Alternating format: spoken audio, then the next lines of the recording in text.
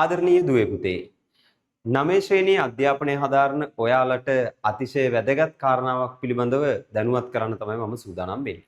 2026 අවුරුද්දේදී 9 ශ්‍රේණිය අධ්‍යාපනය හදාරන ඔයගොල්ලොන්ට 2028 අවුරුද්දේදී 11 ශ්‍රේණියේදී අධ්‍යයන පොදු සහතික පත්‍ර සාමාන්‍ය පෙළ විභාගයට එහෙම නැත්නම් O level විභාගයට මුහුණ දෙන්න වෙනවා.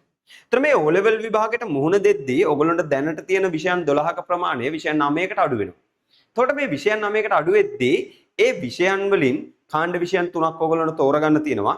මේ කාණ්ඩ විෂය ධාරාවේ අතිශය වැදගත් විෂයක් තමයි ICT කියලා කියන්නේ.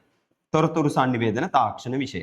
ඒතර මේ ICT විෂය පිළිබඳව කතා කරද්දී ඔයගොල්ලෝ දන්නවද ඔබ උසස් පෙළ හදාරද්දී ඊට පස්සේ විශ්වවිද්‍යාල වරම් ලබා ගනිද්දී ඊට අමතරව ඔයගොල්ලෝ මේ අධ්‍යාපනය හදාරන්නේ හැම දෙයක්ම කරන්නේ ඔයගොල්ලෝගේ අනාගත රැකියා සිහිනය වෙනුවෙන්. තොරතුරු sannivedana තාක්ෂණයේ විෂය ඔයගොල්ලන්ට අතිශය වැදගත් වෙනවා. මොකද AI තාක්ෂණයේ හඳුන්වා දීමත් එක්ක ලෝකයේ රැකියා ලක්ෂ 15ක් විතර දැනට නැති වෙන තත්ත්වයටපත් වෙලා තියෙනවා. ඒතකොට මේ අද අපිට දැක ගන්න තියෙන සමහරක් රැකියාවන් අනාගතයේ වෙනකොට පරිගණකය හා AI තාක්ෂණයේ මුසු වෙලා නැති වෙලා යනවා. උසස් පෙළ හදාරද්දී උපාධියක් ලබා ගනිද්දී ඔබ අනිවාර්යෙන්ම පරිගණකය හා AI තාක්ෂණයේ මුසු වූ ඩිග්‍රී එකක් ලබා ගැනීම සිදු කරන්න ඕන.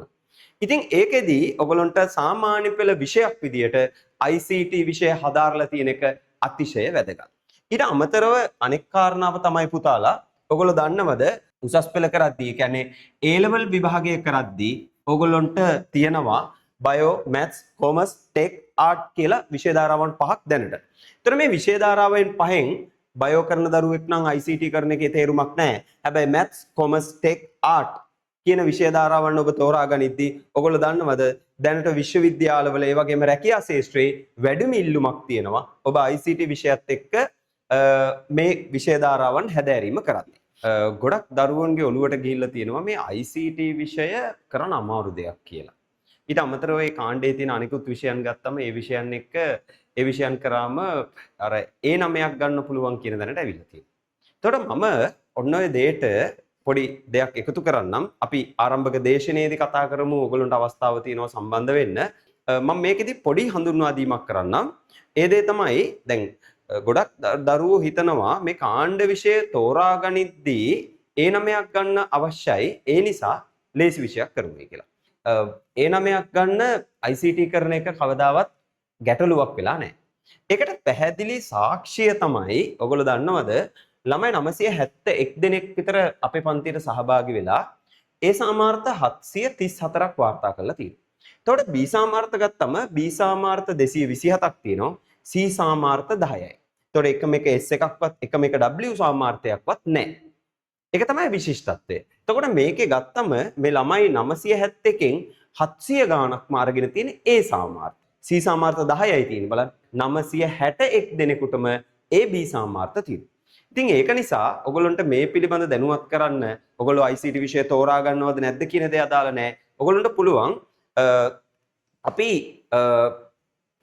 අගෝස්තු 10 වන සඳුදා රාත්‍රී 7ට ඔන්ලයින් මීටින් එකක් තියෙනවා. මාර්ගගත තාක්ෂණය ඔස්සේ ඔන්ලයින් මීටින් එකක් තියෙනවා.